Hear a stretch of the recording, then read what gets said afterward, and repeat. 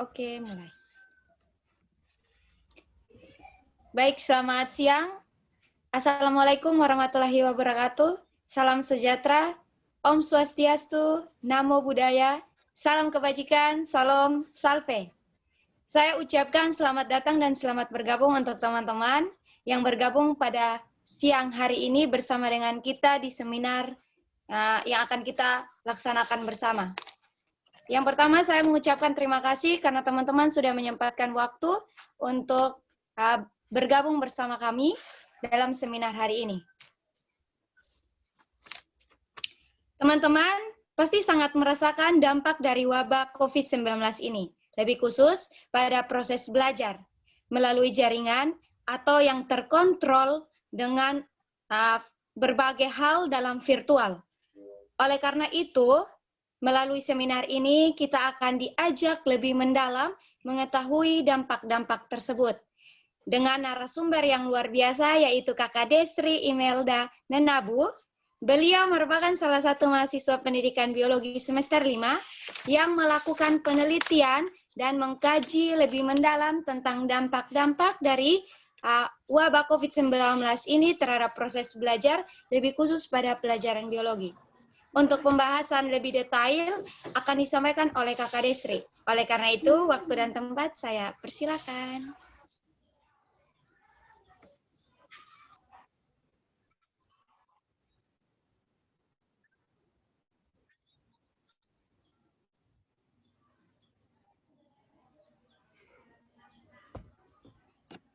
Baik, terima kasih untuk saudara moderator yang sudah berkesempatan untuk mendampingi saya pada seminar kali ini. Pada kesempatan kali ini, izinkan saya memperkenalkan diri. Nama saya Desriani Imelda Nenabu, dan pada sesi seminar kita pada hari ini, saya akan membawakan topik dampak pembelajaran online bagi prestasi belajar siswa pada mata pelajaran biologi. Mungkin langsung saja kita ke slide yang pertama.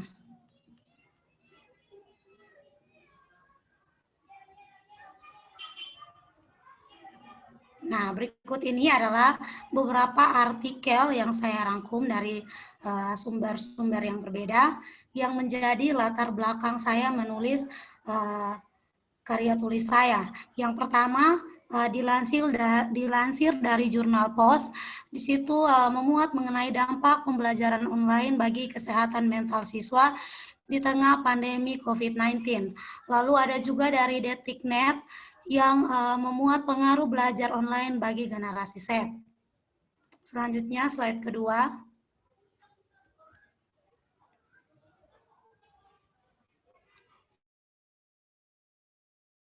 Ini ada artikel dari lawjustice.com.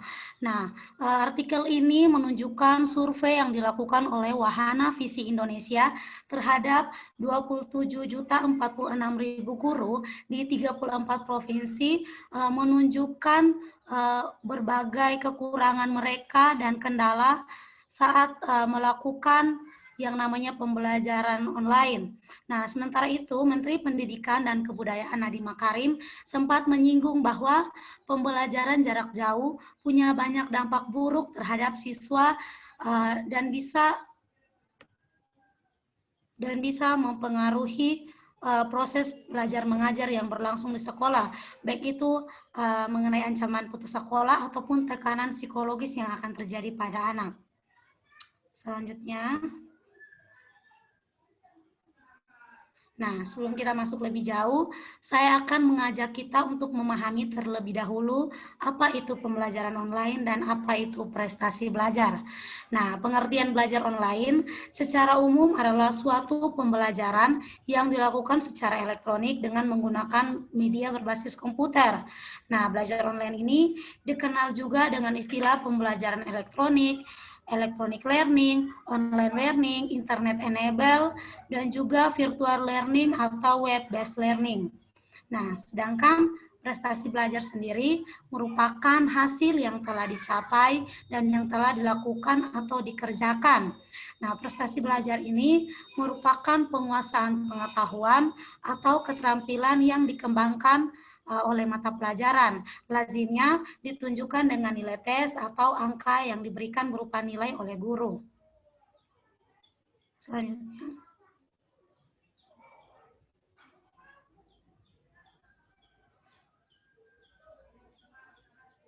Saya akan membahas slide kelima mengenai dampak pembelajaran online.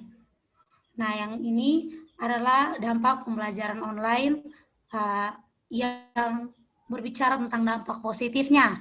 Yang pertama yaitu praktis dan fleksibel. Pembelajaran online ini sangat praktis untuk dilakukan di era pandemi saat ini, karena pembelajarannya dapat dilakukan kapanpun dan dimanapun. Nah, fleksibel untuk dilakukan karena pembelajarannya tidak harus monoton di dalam ruangan dengan cara pembelajaran yang sangat formal, namun bisa dilakukan kapanpun dan dimanapun, serta cara belajarnya pun lebih efisien dan disesuaikan dengan gaya belajar siswa. Nah, yang kedua, pendekatan yang lebih sesuai. Nah, kita lihat bahwa pembelajaran saat ini berbasis jaringan atau semuanya dilakukan di dalam jaringan. Pendekatan yang dilakukan oleh guru ke siswa itu merupakan pendekatan yang lebih menyenangkan dan lebih sesuai dengan gaya belajar siswa saat ini, yang semuanya monoton dengan teknologi dan dengan jaringan. Lalu dampak positif yang ketiga, ada pengalaman belajar yang menyenangkan. Nah, dengan belajar online ini, siswa lebih leluasa dan lebih terbiasa untuk melakukan proses pembelajaran, di mana pembelajarannya itu siswa tidak harus monoton mendengar dari guru, namun siswa rasa penasaran dan rasa ingin tahu dari siswa itu lebih berkembang, dan siswa itu menjadi lebih mandiri dan juga lebih semangat untuk belajar. Dan yang keempat, dampak positifnya itu adalah lebih personal. Nah, kenapa lebih personal? Karena kita melihat bahwa kalau pembelajarannya itu di dalam kelas, seringkali jalannya pembelajarannya itu lebih konservatif. Jadi lebih monoton kepada guru. Siswa itu sepertinya sangat takut untuk mengeluarkan pendapat atau untuk bertanya karena malu. Namun kalau pembelajarannya berbasis online, siswa bisa melakukan pendekatan secara khusus ataupun dengan chatting secara personal kepada guru jika ada hal-hal yang belum dimengerti. Lalu dampak positif yang kelima yaitu hemat waktu dan biaya. Nah, kalau biasanya kita bisa menghabiskan waktu 30 menit sampai 1 jam untuk menjangkau perjalanan ke tempat sekolah ataupun tempat perkuliahan, dengan adanya pembelajaran daring ini, kita atau siapapun kita, baik itu guru ataupun siswa, dapat melakukannya dimanapun dan kapanpun. Selain bebas ongkos, dan juga kita tidak perlu mengeluarkan biaya sebagai untuk alat transportasi dan lain sebagainya. Yang keenam yaitu mudah didokumentasi. Nah, untuk mudah didokumentasi ini keuntungannya untuk guru dan untuk siswa kedua-duanya ada. Kalau untuk guru, seringkali guru itu bingung bagaimana dia mendokumentasikan jalannya proses belajar dan mengajar dalam kelas. Tapi kalau dilakukan secara daring, dia bisa langsung merekam lewat media belajar yang ada, ataupun juga langsung melakukan screenshot. Nah, sama juga dengan siswa. Jika pembelajarannya konservatif di dalam kelas, siswa cenderung malas mencatat, malas meringkas. Tapi kalau pembelajarannya secara online, siswa akan lebih mudah untuk mendapatkan materi. Selain itu juga bisa melakukan screenshot materi yang diberikan oleh guru, dan untuk berbagai hal seperti materi dan juga dokumen yang dikirim bisa langsung diakses dengan mudah. Nah, yang ketujuh yaitu ramah lingkungan. Nah, dengan adanya pembelajaran online, otomatis aktivitas di luar rumah itu menjadi lebih sedikit dan tidak terlalu dilakukan. Oleh sebab itu, kendaraan-kendaraan yang keluar, akses jalan keluar masuk, semuanya lebih dibatasi. Dan tentunya lingkungan kita akan menjadi sehat dan asri. Lalu yang kedelapan, yaitu menjadi alternatif selama social distancing. Nah, kita lihat bahwa sekarang pandemi ini berlangsung semakin lama. Nah, kalau misalkan pembelajarannya dilakukan di dalam kelas dan tidak secara online, tentu akan sangat menyusahkan. Namun karena pembelajarannya itu dengan cara jarak jauh, kita bisa membantu pemerintah dalam memutus penyebaran rantai COVID-19 ini. Nah, itu tadi dampak positifnya. Selanjutnya kita akan membahas mengenai dampak negatif dari pembelajaran online. Nah, ini yang pertama yaitu tugas-tugas menumpuk. Nah, mungkin kita sudah bisa melihat ada adik-adik kita, teman, bahkan saudara-saudara kita yang sangat sulit untuk menyelesaikan tugas selama masa pembelajaran online. Entah karena siswanya itu yang tidak bisa manage waktu, atau mungkin tugas-tugas dari guru yang sebenarnya belum ada pemaparan materinya, namun tugasnya sudah muncul. Jadi sepertinya siswa menjadi sulit untuk mengerjakan dan akibatnya tugas-tugas pun jadi menumpuk. Yang kedua, adu pendapat itu menjadi sulit. Nah, ini yang seringkali menjadi permasalahan karena kalau pembelajarannya itu disampaikan dengan cara tatap muka atau dengan cara offline, berarti cara proses belajar mengajarnya itu menjadi lebih efektif.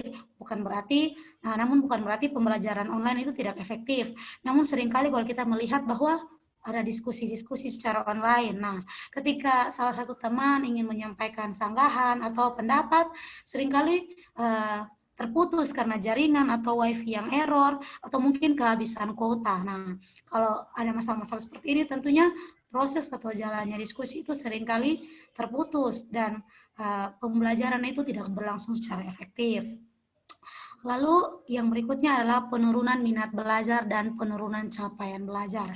Nah, ini dampak yang sangat-sangat berpengaruh besar karena kalau siswa tidak ada minat belajar, bagaimana proses belajar itu bisa tersampaikan.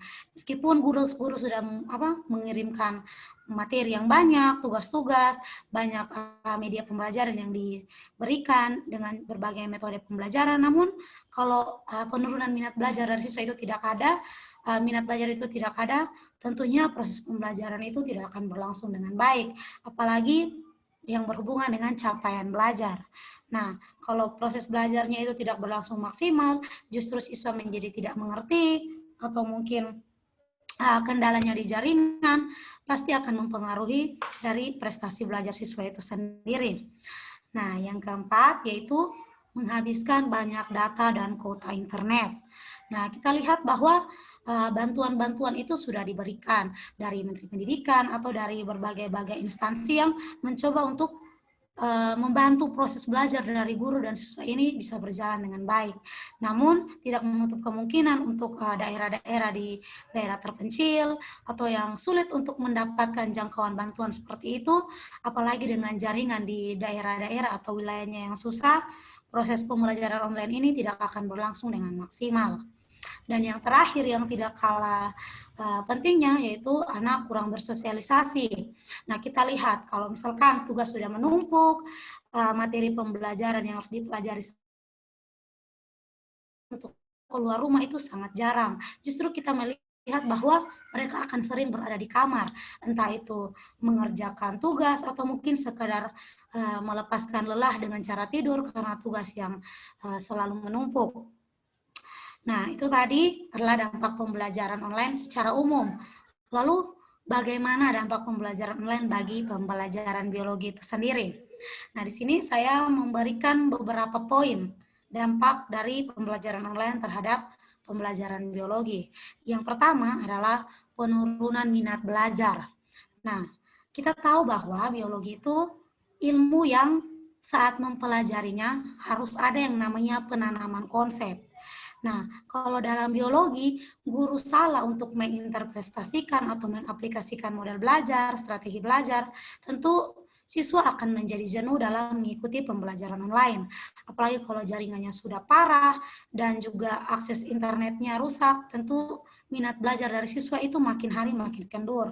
Makanya tidak heran kalau misalkan dari awal pertemuan itu sepertinya banyak sekali siswa yang mengambil bagian. Namun sudah semakin pertemuannya semakin berlanjut, minat atau daya dari siswa-siswa yang bergabung untuk mengikuti pembelajaran online itu jumlahnya semakin berkurang. Lalu penurunan prestasi belajar biologi. Nah, ini juga adalah salah satu masalah, karena ketika guru hanya memberikan materi namun tidak ada penjelasan, atau mungkin model belajar yang diberikan, strategi belajarnya tidak sesuai dengan gaya belajar siswa, otomatis siswa yang biasanya memiliki cara belajar dengan cara melihat secara langsung atau harus dengan cara virtual, tentu akan kesusahan jika pembelajaran daringnya hanya dengan chattingan, lewat obrolan grup, tentu siswa akan sangat sulit untuk memahami, apalagi dipaksa untuk belajar sendiri. Tentu tidak semua siswa mampu untuk mengerti dan mempelajari berbagai pelajaran itu sendiri. Lalu bagaimana dengan yang ketiga, yaitu dengan penyampaian materi yang kurang efisien. Nah, seringkali penyampaian materi yang diberikan oleh guru itu sepertinya tidak sampai atau tidak mudah dimengerti oleh siswa. Ada hal-hal mendasar atau hal-hal khusus yang sepertinya butuh pendampingan langsung dari guru, namun karena pembelajarannya itu dengan jarak jauh, siswa akan sulit untuk mengerti proses pembelajaran. Lalu poin yang keempat, ada beberapa materi pembelajaran biologi yang membutuhkan analisis dan ketelitian tidak tersampaikan dengan baik. Nah, ini adalah salah satu kendala. Misalkan pembelajaran materi biologi tentang persilangan. Nah, di situ harus ada analisis dan ketelitian dari siswa. Kalau misalkan tidak ada pendampingan dari guru secara khusus, tentu siswa itu tidak akan menyadari andai kata dia melakukan kesalahan dalam melakukan persilangan atau mengerjakan soal, tidak ada pendampingan secara khusus atau pengontrolan langsung dari guru. Nah, kemudian yang kelima adalah penggunaan strategi belajar dan metode pembelajaran biologi yang tidak sesuai. Nah, seringkali ini juga terjadi, misalkan dalam pembelajaran biologi itu ada materi-materi yang membutuhkan yang namanya eksperimen. Nah, kalau membutuhkan eksperimen tentu harus ada pendampingan dan kontrol langsung dari guru. Nah, kalau misalkan metode pembelajarannya tidak sesuai, guru tidak memberikan semacam video pembelajaran atau video-video eksperimen mengenai materi itu, tentu siswa tidak akan memahami materi itu secara utuh. Dan siswa juga pasti akan punya banyak pertanyaan, namun tidak sempat tersampaikan karena tidak mengerti juga apa yang harus dipertanyakan. Nah, yang berikutnya adalah terbatasnya akses belajar biologi di alam terbuka. Nah, kita tahu bahwa biologi itu berbicara tentang ilmu hidup. Otomatis pembelajaran biologi tidak hanya harus ada dalam kelas, harus ada di luar kelas. Namun karena adanya pembelajaran jarak jauh secara online, untuk akses belajar biologi seperti kuliah lapangan di luar ataupun pembelajaran yang mengharuskan siswa untuk keluar ke alam terbuka tentu sudah semakin terbatas. Apalagi ditambah dengan pandemi COVID yang sementara ini sedang melanda, tentunya akses untuk keluar masuk itu sudah sangat dibatasi. Lalu yang berikutnya adalah terbatasnya sumber daya yang dimiliki untuk menunjang proses belajar biologi. Nah, ini sumber daya ini berbicara banyak hal, entah itu guru itu kalau misalkan dalam pembelajaran konservatif di sekolah, kalau misalkan guru itu ada halangan, bisa digantikan atau mungkin bisa diberikan tugas. Namun kalau pembelajarannya secara daring seperti ini, sulit untuk melakukan pergantian guru atau mungkin dengan pemberian tugas tanpa pemaparan materi. Nah, kalau prosesnya berjalan seperti ini, tentu sangat sulit untuk siswa dapat belajar atau dapat menyesuaikan diri. Nah, yang selanjutnya adalah solusi.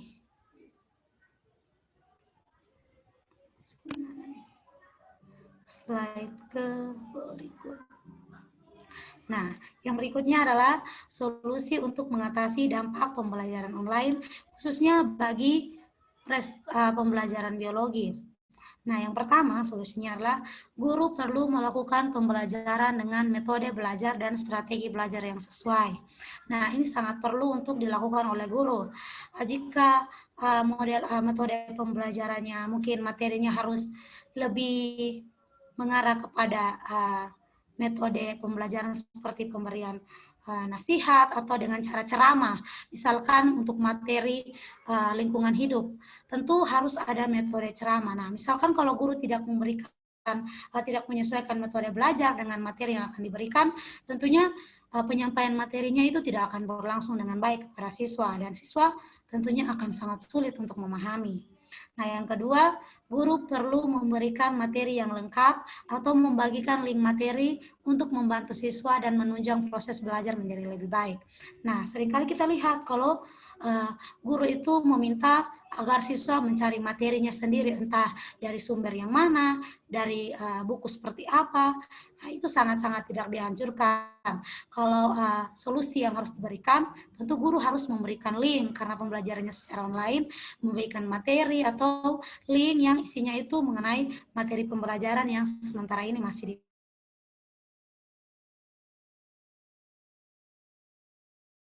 dipelajari. Lalu guru harus menyediakan baik itu dalam bentuk foto, audio, atau dengan video, supaya menyesuaikan dengan perangkat pembelajaran yang bersesuaian dengan materi yang dipelajari. Dan yang terakhir, solusinya adalah untuk materi biologi yang memerlukan eksperimen atau ketelitian secara khusus, guru perlu menyediakan video pembelajaran atau sarana prasarana lainnya yang dapat menunjang proses belajar. Nah, tentu ini menjadi solusi karena kalau misalkan pembelajaran itu berlangsung di sekolah, otomatis ada pendampingan guru, apalagi alat dan bahan yang akan dilakukan. Itu kan semuanya disediakan secara bersamaan. Lalu bagaimana dengan pembelajaran yang di rumah? Tentunya siswa akan menjadi kesulitan. Oleh sebab itu, video pembelajaran berupa eksperimen harus diberikan kepada siswa agar siswa dapat mencoba di rumah dengan didampingi oleh orang tua atau dengan orang yang lebih dewasa. Nah, mungkin itu tadi beberapa penyampaian atau beberapa pemaparan saya mengenai dampak pembelajaran online bagi prestasi belajar siswa dalam mata pelajaran biologi. Selebih dan sekurangnya saya kembalikan kepada saudara moderator. Baik, terima kasih kakak narasumber atas pemaparan materinya. Materi telah disampaikan dengan sangat akurat dan detail. Oleh karena itu, saya berharap tidak berlalu begitu saja, tetapi dapat bermanfaat bagi kita semua yang mendengarkan materi yang telah disampaikan. Untuk menjawab beberapa hal yang mungkin terlupakan atau kritik atau saran, saya persilakan untuk para peserta yang ingin bertanya. Saya persilakan 3 penanya untuk sesi yang pertama. Syarat untuk menyampaikan pertanyaannya, sebutkan nama jelas dan sampaikan pertanyaannya dengan bahasa Indonesia yang baku agar mudah dimengerti. Mungkin itu saja, waktu dan tempat saya berikan untuk para penanya.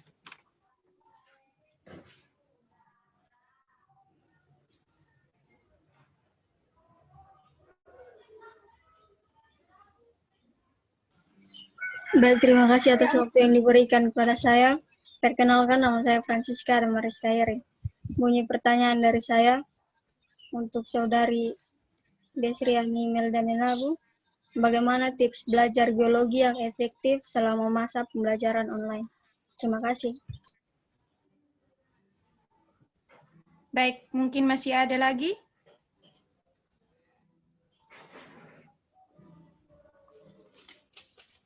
Dua penanya lagi.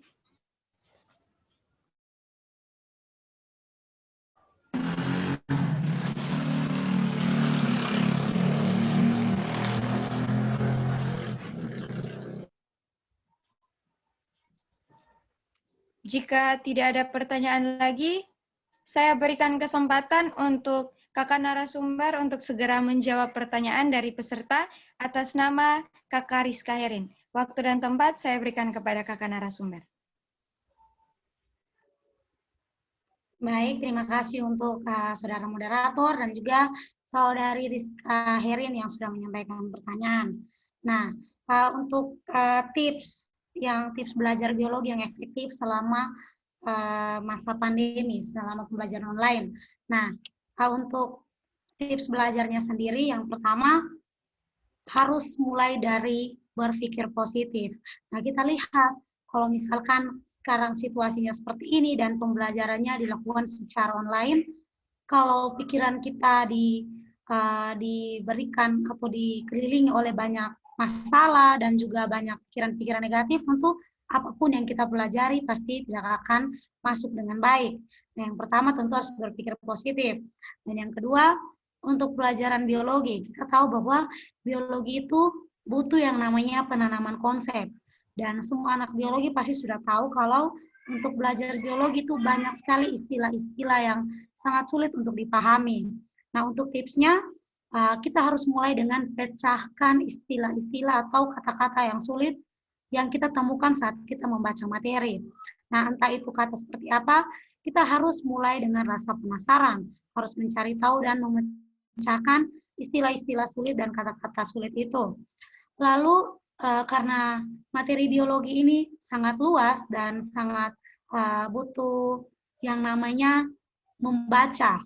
Membaca itu sangat penting. Setelah membaca, meringkas. Karena untuk materi biologi, kalau kita membacanya secara penuh, tentu kita akan sulit untuk memahami. Namun ketika kita membaca dan kita mengambil hal-hal yang penting untuk dikaji, maka kita akan memahami secara ringkas materi-materi yang akan kita pelajari. Lalu kita juga harus banyak belajar memecahkan soal. Baik itu soal yang membutuhkan penalaran atau analisis, kita harus belajar memahami bagaimana cara memecahkan soal ini, agar kita juga mengaplikasikan apa yang telah kita pelajari, kita membuktikannya dengan cara mengerjakan soal-soal. Nah, lalu dengan cara analisis masalah biologi. Nah, untuk analisis masalah biologi ini bisa dengan berbagai hal. Karena anak biologi itu seringkali mempunyai rasa ingin tahu yang sangat tinggi. Misalkan kita melihat, kok bisa tanaman, misalkan tanaman pepaya ini hanya bisa tumbuh di daerah yang basah, lalu di daerah yang kering tidak bisa. Kira-kira faktor seperti apa yang mempengaruhi? Nah, tentu itu harus mulai dari rasa ingin tahu atau cara kita menganalisis masalah-masalah lingkungan yang ada di sekitar kita. Lalu yang paling terpenting adalah banyak-banyak membaca. Karena biologi ini isinya berbagai teori dan konsep. Jadi untuk melangkah lebih jauh, untuk belajar lebih jauh, tentu harus butuh diri kita untuk bagaimana kita belajar dengan cara membaca lebih banyak. Mungkin itu saja tips-tips yang bisa saya berikan. Terima kasih atas jawabannya kakak narasumber. Ternyata masih ada 2 penanya, dan penanya ini melalui chat. Apakah saya akan membacakan soalnya satu persatu atau bagaimana kakak narasumber? Iya kakak moderator, satu persatu. Oke, baik. Saya akan bacakan. Yang pertama dari kakak Talia Andrawati. Mau bertanya mengenai media belajar. Media belajar seperti apa yang bisa menunjang proses belajar biologi agar berjalan dengan baik? Itu mungkin yang pertama. Kakak jawab dulu, nanti saya baca pertanyaan yang terakhir. Saya persilakan. Baik, terima kasih saudara moderator dan juga terima kasih untuk kakak Talia Andrawati yang sudah memberikan pertanyaan. Nah, berkaitan dengan media belajar. Nah, kita tahu bahwa biologi itu pembelajarannya membutuhkan atau memiliki banyak gambar. Otomatis media belajar yang harus disiapkan guru yaitu guru harus menyiapkan banyak foto, entah itu foto yang berkaitan dengan materi pembelajaran ataupun berbagai materi atau isu-isu masalah permasalahan biologi. Dan juga media pembelajaran bisa berupa audio atau yang lebih efektif yaitu berupa video pembelajaran. Nah, video pembelajaran bisa juga disampaikan oleh guru atau juga mungkin berisi eksperimen-eksperimen biologi yang dapat membantu siswa untuk belajar dari rumah.